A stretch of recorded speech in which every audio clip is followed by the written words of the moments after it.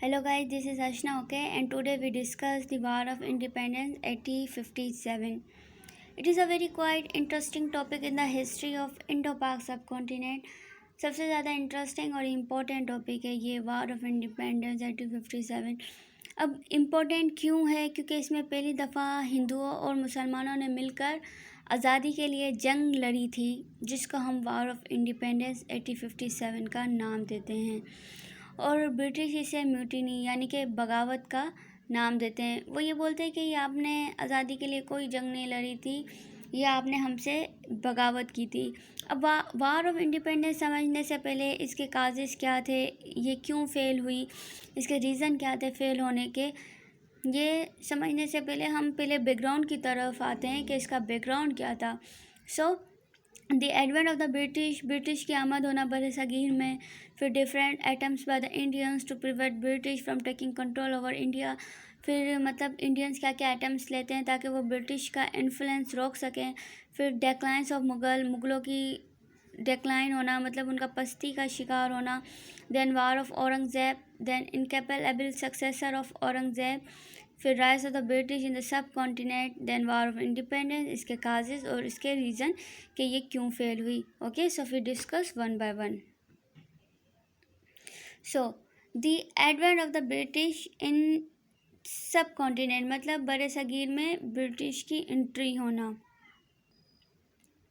अब इंडिया को है ना शुरू से ही सोने की चिड़िया कहा जाता है, क्योंकि ये एग्रीकल्चर के लिहाज से, इकनॉमी के लिहाज से, सोने के लिहाज से सबसे आगे होते हैं। जब डिफरेंट सेलर्स यहाँ घूमने के लिए आते हैं, फिर ये इसकी शान और शौकत के बारे में यूरोपियंस कंट्री जाके बताते हैं, तो उनके दिल में भी क्या होता है कि वो यहाँ एक ट्रेड करें, मतलब ट्रेड करने की उनमें ख्वाहिश पैदा होती है।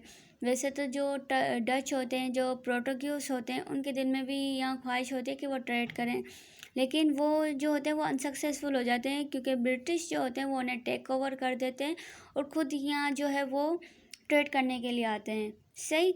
सो बेसिकली क्या होता है कि in 600 century East India company establish in England and Queen Elizabeth give order for the trade in India. अब 1600 सेंचुरी में क्या होता है कि ईस्ट इंडिया कंपनी जो है वो इस्टेब्लिश होती है इंग्लैंड में, और जो उस वक्त की जो मलका होती है इंग्लैंड की, क्वीन एलिजाबेथ, वो उन्हें ऑर्डर देती है, बोलती है कि जाओ जाके इंडिया में जाके ट्रेड करो। सही। So first British ship land in 608 and it's a time period of Jahangir. अब पहले इनकी शिप जो होती है वो लैंड होती है, और ये टाइम पीरियड किसका होता है? जहांगीर का होता है, जो फोर्थ मुग़ल एम्पायर होते हैं। सही। बाबर, हुमायूं, अकबर, जहांगीर, फोर्थ मुग़ल एम्पायर होते हैं जहांगीर। लेकिन जो जहांगीर जो होते हैं वो इन्हें मतलब ट्रेड के लिए परमिशन नहीं देते। सही। अब क्या होता है बेसिकली 612 में इनको लिमिटेड परमिशन कौन देते हैं? गवर्नर होते हैं गुजरात के शाहजहां। सही। वो उन्हें जस्ट लिमिटेड परमिशन देते हैं, फिर जो है इनकी ट्रेड स्टार्ट होती है। सही। फिर क्या होता है? As a result they erected first factory in Surat. Okay, और फिर इनकी सोराट में क्या बनती है? फर्स्ट फैक्ट्री बनती है, और फिर इनकी जो है बेसिस बनती जाती है फैक्ट्री बम्बई में, कलकत्ता में, मद्रास में। सही। अब यहाँ ट्रेड रीज़न इनका क्या होता है? Was a main purpose spices, cotton, jute. ये ट्रेड किसकी करते हैं? जो स्पाइसेस होती है, जो कॉटन होती है, जो जर्ट होती है इनकी। अब क्या होता है, वो चीज़ें जो उस वक्त इंडिया में होती है और यूरोपियंस कंट्री में नहीं होती, तो वहाँ उनकी क्या होती है? डिमांड होती है बहुत ज़्यादा। सही। तो ये यहाँ कम प्राइस में चीज़ें ख़रीदते हैं और वहाँ जाके हाई प्राइस में जो है वो चीज़ें सेल आउट करते हैं। सही। अब क्या होता है? With in 15 years they stay in India, British were in such a strong position. अब ये यहाँ 150 साल ये रहते हैं और ये अपनी एक स्ट्रॉन्ग पोजीशन जो है वो एक सिक्योर कर लेते हैं, और बेसिकली इन्होंने एक माइंड में ये बात बिठा ली होती है कि अगर हमें यहाँ ट्रेड करनी है और हमें अगर यहाँ एक स्ट्रॉन्ग पोजीशन सिक्योर करनी है, तो हमें ब्रिटिश का रॉयल बनना पड़ेगा। सही। अब डिफरेंट मतलब फेस्टिवल पे ये मुग़ल एम्पायर्स को जो है ये गिफ्ट सेंड आउट करते हैं। सही। और उनकी झूठी मूठी तारीफ़ें कर लेते हैं। तो ऐसे मतलब ये क्या कर रहे होते हैं?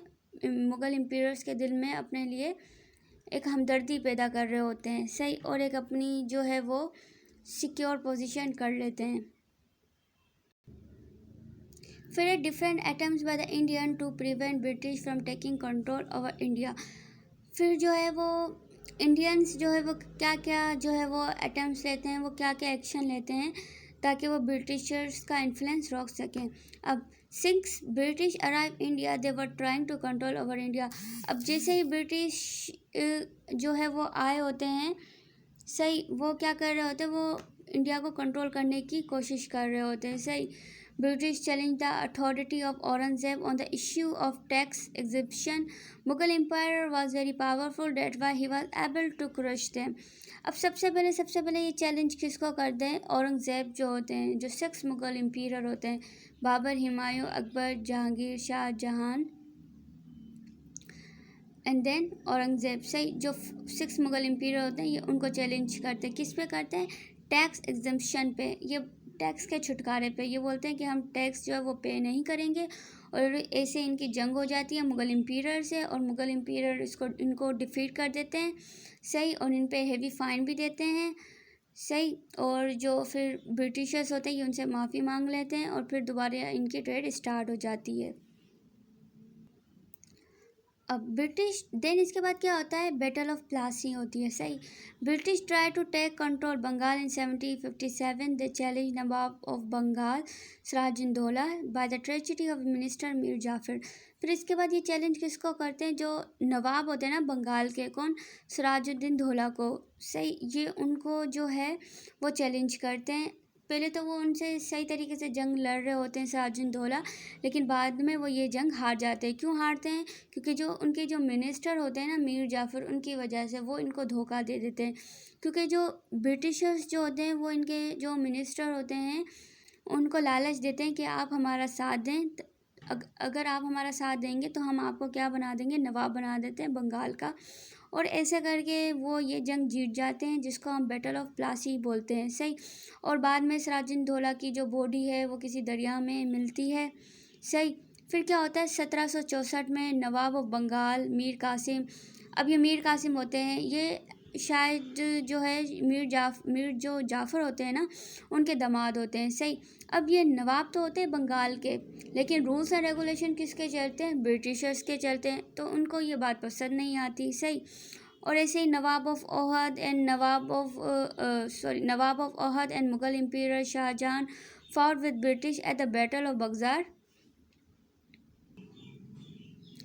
So British defeat 3 rulers and take control of more land in subcontinent. और क्या कर लेते हैं? और ब्रिटिशर्स जो क्या करते हैं? इनको शिकस्त दे देते हैं। सही, अब बंगाल ब्रिटिशर्स के हाथ में आ गया, ओहद आ गया। सही, इतनी बड़े सगीर की जो लैंड होती है वो इनके हाथ में आ जाती है। Okay, so then British also challenged Tipu Sultan and Hyder Ali. Hyder Ali was unable to defeat British and sign a treaty in which British agreed not disturb in again. Okay, इसके बाद Britishers किसको challenge करते हैं? हैदर अली को, जो टीपू सुल्तान के वालिद होते हैं उनको। अब हैदर अली जो होते हैं वो अनएबल होते हैं, वो इनसे जंग नहीं लड़ सकते, तो वो चुपचाप अपनी जो ट्रेटी होती है ना मैसूर, वो इनके हवाले कर देते हैं। सही, जिसकी वजह से ब्रिटिशर्स इनको जो है वो दोबारा डिस्टर्ब नहीं करते। सही, and then British also take over the Sindh in 1843। अब ब्रिटिशर्स जो है वो सिंध को भी टेक ओवर कर लेते हैं। Then in Punjab Ranjit Singh did not accept the supremacy of the British, but after his death the British annexed Punjab in 1849। अब पंजाब में जो होते हैं रंजीत सिंह, वो इनकी सुप्रीमेसी को एक्सेप्ट नहीं करते, लेकिन उनकी डेथ के बाद जो है ब्रिटिशर्स जो है वो पंजाब को भी अपने हिस्से में ले लेते हैं, मतलब कंट्रोल कर लेते हैं। अब देखें, अब ये 1 बाय 1 जो है वो टेरिटरी कंट्रोल कर जा रहे हैं। सही, अब इससे आप ये अंदाज़ा लगा लें ये कितने मतलब एक अपनी पावरफुल पोजीशन जो है वो सिक्योर कर जा रहे हैं। देन आते हैं डेक्लाइंस ऑफ मुग़ल। अब मुग़ल अप्रॉक्सीमेटली आई थिंक 300 सालों से बड़े सगीर पे हुकूमत कर रहे आते हैं। अब ऐसा क्या होता है कि इनकी जो सल्तनत है वो जड़ से ही ख़त्म हो जाती है, मतलब बिल्कुल ही the dynasty which was start by Babur in 5026। अब इनकी जो सल्तनत थी वो स्टार्ट कब से हुई थी? 1556 में, जब बाबर ने लास्ट जो लोधी होते हैं ना, इब्राहिम लोधी, उनको पानीपत की जंग में शिकस्त दी थी। फिर उसके बाद जो है वो इनकी सल्तनत जो है वो स्टार्ट हो जाती है। सही। अब Aurangzeb was the six and last strong ruler of control of Mughal dynasty who control his territory with authority. अब औरंगजेब जो है वो 6 मुगल इम्पीरियर होते हैं, बाबर, हुमायूं, अकबर, जहांगीर, शाहजहां एंड देन औरंगजेब। 6 मुगल इम्पीरियर होते हैं और सबसे ज़्यादा पावरफुल ये मुगल इम्पीरियर होते हैं। सही।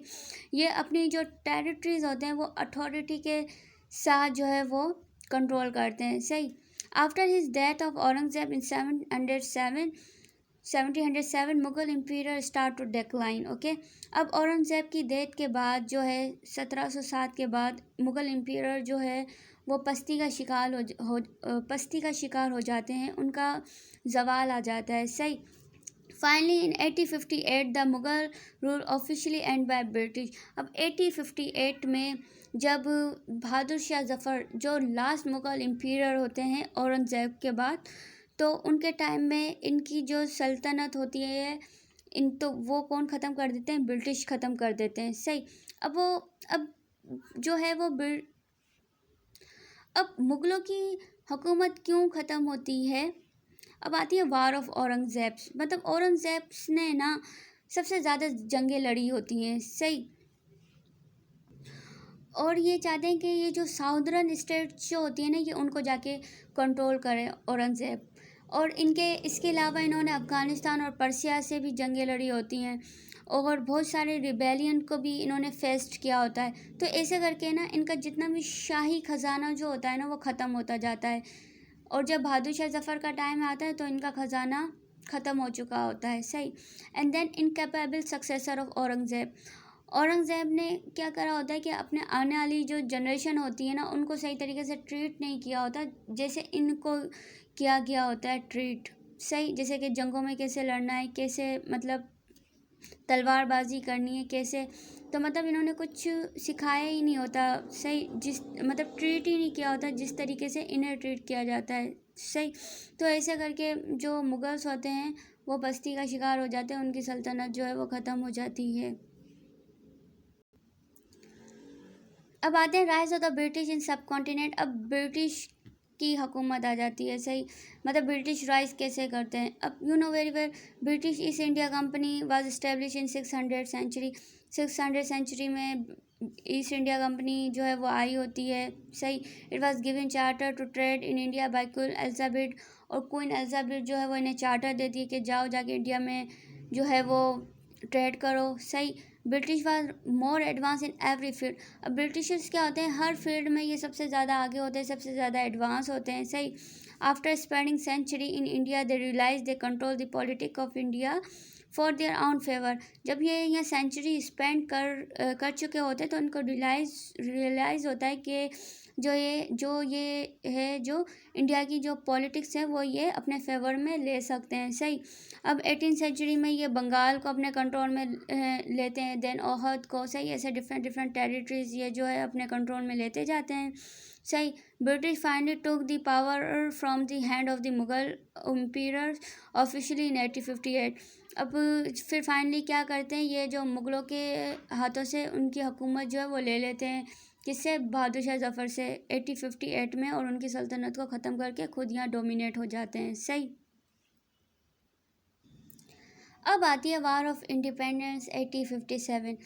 पीछे हमने जितना बैकग्राउंड पढ़ा सारा, जैसे कि ब्रिटिश के उनकी आमद कैसे होती है, फिर इंडियंस क्या क्या अटैम्प्ट लेते हैं उनका इन्फ्लुएंस जो है वो ख़त्म करने के लिए, फिर मुग़लों की सल्तनत कैसे ख़त्म होती है, ब्रिटिश का राइज कैसे होता है। देन अब हम आते हैं वार ऑफ इंडिपेंडेंस 1857 जो हमारा टॉपिक है। सही। अब why this war was started, ये वार क्यों स्टार्ट हुई? सही। इसके काजेस क्या थे? Why did Indian loss this वार, और इंडियंस ने इस वार को क्यों लॉस कर दिया, कैसे आ रहे? अब you know very well till 1858 a company based in England control India. सही। This company had started to influence the politics of India since 18th century.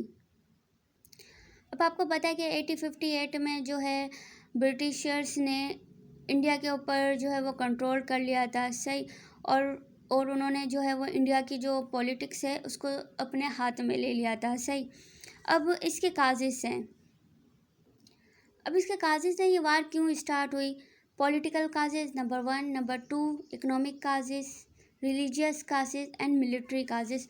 तो हम इसके causes one by one discuss करेंगे, सही।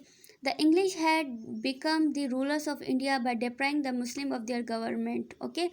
अब इंग्लिश जो Britishers जो क्या होते हैं वो रूलर्स बन जाते हैं, सही।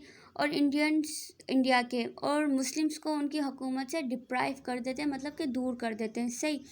The English establish their frame grips over the region of India, they remove the emperor Bahadur Shah Zafar from red fort. अब ये जो अपनी ग्रिप जो होती है ना, ये इसको मजबूत करे जा रहे होते हैं, और इन्होंने बहादुर शाह जफ़र को भी जो है वो उसकी सल्तनत से रिमूव कर दिया होता है। उसको ये बोलते हैं कि जो तुम्हारी जो हुकूमत है वो तुम्हारा जो लाल किला है ना उसकी 4 दीवारी तक है, उससे आगे तुम्हारी हुकूमत नहीं चलेगी, सही।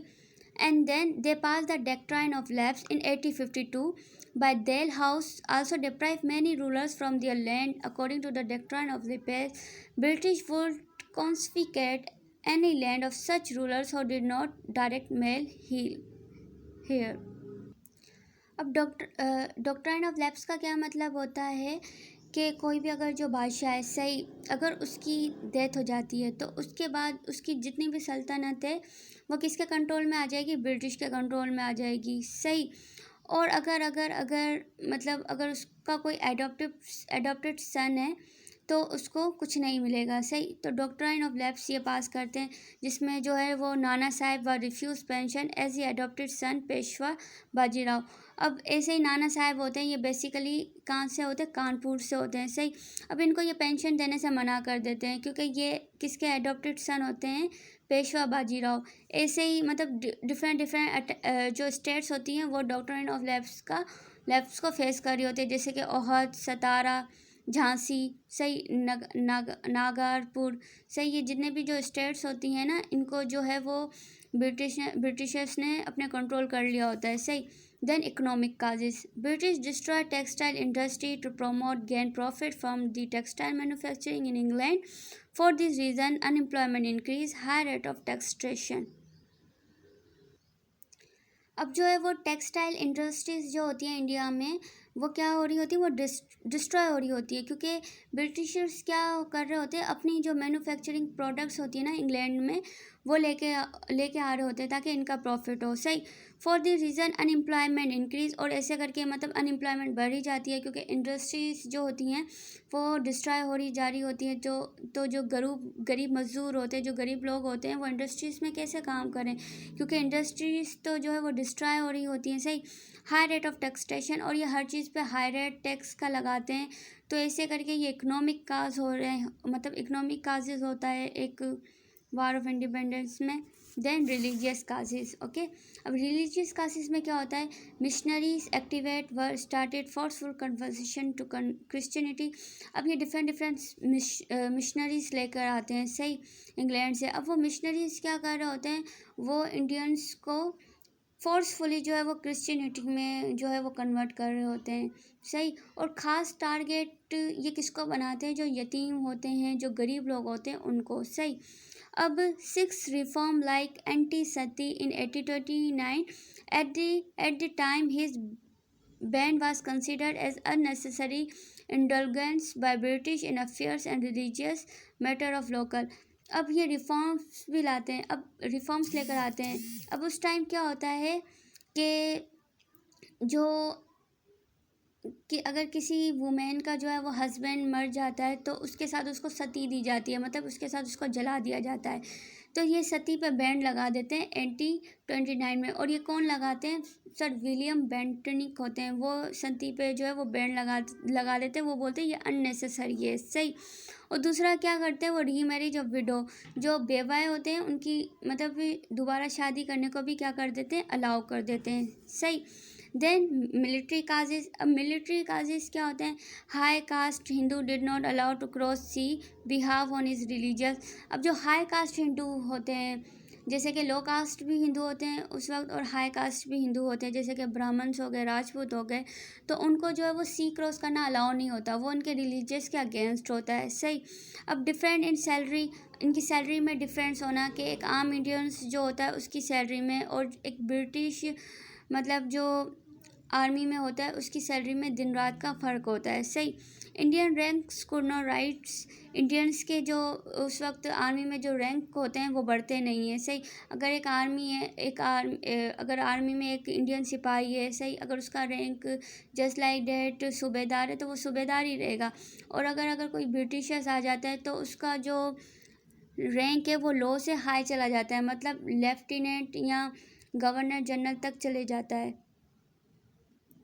गवर्नर जनरल एंड कॉलोनल तक चला जाता है। सही।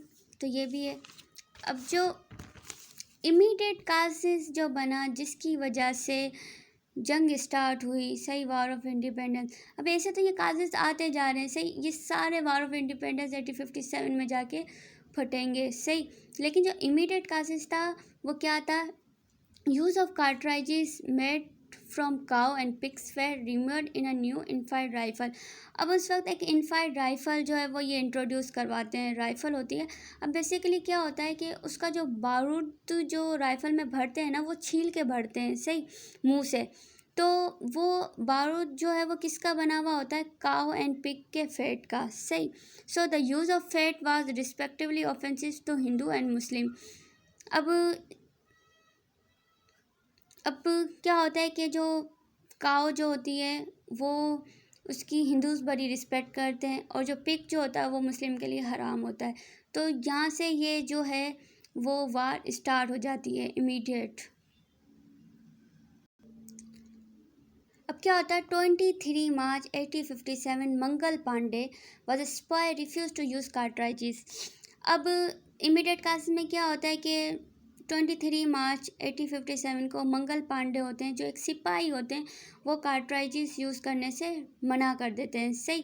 First person to revolt at Barrackpore, he killed 2 British officer Hewson and Baugh. पहले पर्सन होते हैं, सही, जिनकी वजह से ये रिवोल्ट स्टार्ट होती है बैरकपुर से, और ये क्या करते हैं, 2 ऑफिसर जो होते हैं उनको भी किल करते हैं, हडसन एंड बाग को। सही। मैं 10 sipahi immunity at Meerut that it separate up another part of the country. Okay. अब 10 मई को ये जो जितने भी सिपाही होते हैं ये मीरठ आते हैं, देन यूपी और एंड देन दूसरे जो कंट्री के पार्ट्स होते हैं वहाँ से ये आगे बढ़ते हैं। सही। अब देन कहाँ से स्टार्ट हुई? Barrackpore, then Meerut, okay, then UP and then दूसरे जो कंट्री के जो पार्ट होते हैं वहाँ से। अब 11 मार्च को ये सब कहाँ पहुँचते हैं? दिल्ली। दिल्ली में किसके पास? बहादुर शाह जफ़र के पास, और उसको बोलते हैं द एम्परर ऑफ इंडिया, मतलब एम्परर ऑफ इंडिया। ये इतनी बड़ी बात हो गई क्योंकि बहादुर शाह जफ़र को तो उस वक्त हटा दिया गया होता है ना, उनको ये बोलते हैं कि आपकी जो है वो हुकूमत है वो आपके रेड फोर्ट जो है आपका उसकी 4 दीवारी तक है। सही। अब बहादुर शाह जफ़र मतलब एकदम चौंक जाते हैं कि मुझे मतलब बादशाह कह दिया, मुझे एम्परर कह दिया, सही, वो भी इंटायर इंडिया का। सही। तो उनसे ये हेल्प के लिए मांगते कि आप भी हमारे बादशाह हैं, आप भी हमारे एम्परर हैं, अब आप ही हमारी जो है वो हेल्प करें। सही। तो ये क्या है? Important centres and there leaders. ये इंपॉर्टेंट सेंटर हैं जहाँ ये वार स्टार्ट हुई, जहाँ ये वार लड़ी गई। सही। और वहाँ उसके लीडर्स हैं ये, और देन इनको सप्रेस कौन कर रहे हैं, इनके अगेंस्ट कौन लड़ रहे हैं, वार को कौन रोक रहे हैं? ब्रिटिशर। सही। अब दिल्ली में कौन होते हैं? बहादुर शाह जफ़र एंड बकत खान। बहादुर शाह जफ़र होते हैं, सही, और इनके लीडर होते हैं बकत खान। सही। और यहाँ वार को कौन सप्रेस कर रहा होता है? Nicholson and Hudson. सही। बरेली में कौन होते हैं? खान बहादुर खान। सही। कानपुर में कौन होते हैं? नाना साहिब, जो अडॉप्टेड सन होते हैं पेशवा बाजीराव के, और कौन होते हैं? टानिया टोपी, जो इनके अकाउंटेंट होते हैं नाना साहिब के। और यहाँ कौन सप्रेस कर रहा होता है वार को? कैम्पबेल। ओके। देन लखनऊ में कौन होते हैं? बेगम हजरत महल होती हैं, और यहाँ भी कौन वार को सप्रेस कर रहे होते हैं? कैम्पबेल। ओके। देन झांसी में कौन होती है? रानी लक्ष्मीबाई, फैज़ा मौलवी अलमदुल्ला शाह, और यहाँ पे कौन होते हैं? हुग्रॉस। ओके। देन इलाहाबाद में कौन होते हैं, लियाकत अली एंड कर्नल नील। और जगदीशपुर बिहार में कौन होते हैं, कंवर सिंह एंड अमर सिंह। ओके, और यहाँ कौन होते हैं जो वार को सप्रेस कर होते हैं, William Taylor and Vincent Eyre. तो ये सेंटर्स होते हैं और ये इंडियन लीडर्स होते हैं जो मतलब लड़ रहे होते हैं, सही। और ये ब्रिटिशर्स और जो होते हैं जो वार को सप्रेस कर रहे होते हैं। अब क्या होता है कि वार होती है, कुछ जो इंडियंस लीडर्स होते हैं जो कुछ मर जाते हैं, कुछ जो है वो भाग जाते हैं। तो बहादुर शाह जफ़र तो क्या नाम से, इनको तो मतलब ये तो रंगून चले गए थे, सही। और वहाँ ही इनकी डेथ हो गई थी, सही। और रानी लक्ष्मीबाई जो होती हैं, जो झांसी की रानी होती हैं, इनका तो बैटल के अंदर ही इनकी जो है वो ये शहीद हो गई थी, सही। और बेगम हज़रत महल ये तो नेपाल भाग जाती हैं, सही। और जो तानिया टोपी जो होते हैं, इनको तो फांसी दी जाती है, सही। तो ये इंपॉर्टेंट सेंटर्स और उसके लीडर है। अब फेलियर्स की तरफ आते हैं कि ऐसे क्या वजूहत थी जो मतलब ये वार ऑफ इंडिपेंडेंस फेल हो गई, सही। लेकिन उससे पहले मैं आपको ये बताऊं कि ये जो वार है इसके अंदर सब शामिल थे। मतलब कहा जाता है कि जो है ये वार जो है वो फौजियों ने स्टार्ट की, सही। इंडियन मतलब आर्मी ने स्टार्ट की नहीं, आर्मी की वजह से ये वार जो स्टार्ट नहीं हुई थी, सही। इसके अंदर कॉमन जो आम लोग हैं वो भी इसके अंदर शामिल थे, सही। और जो बादशाह थे, जो किंग थे, जो क्वीन थी, वो भी इसके अंदर शामिल थे, सही। और दूसरी बात जो है जो ये है कि ये जो वार है ना, ये पूरे इंडिया में नहीं लड़ी गई थी, सही।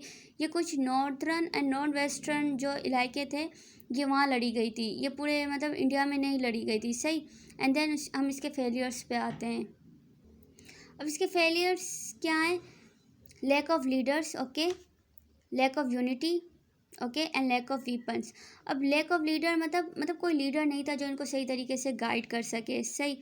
अब बहादुर शाह जफ़र भी जो थे वो क्या थे, एक ओल्ड थे, मतलब बहुत बूढ़े थे, सही। वो इनको सही तरीके से गाइड नहीं कर पा रहे थे, सही। And then lack of unity, मतलब यूनिटी नहीं थी, सही।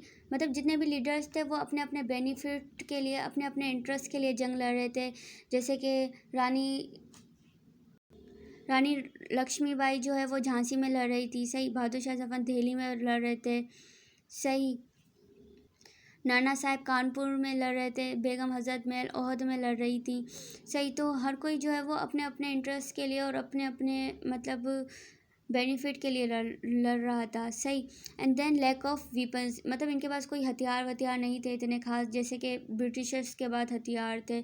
तो ये इसके फेलियर्स हैं, सही। तो ये पूरा बैकग्राउंड था, सही। देन वार ऑफ इंडिपेंडेंस के उसके काजेज़ क्या थे, क्यों हुई, सही। एंड देन इसके फेलियर्स, ओके। Thank you.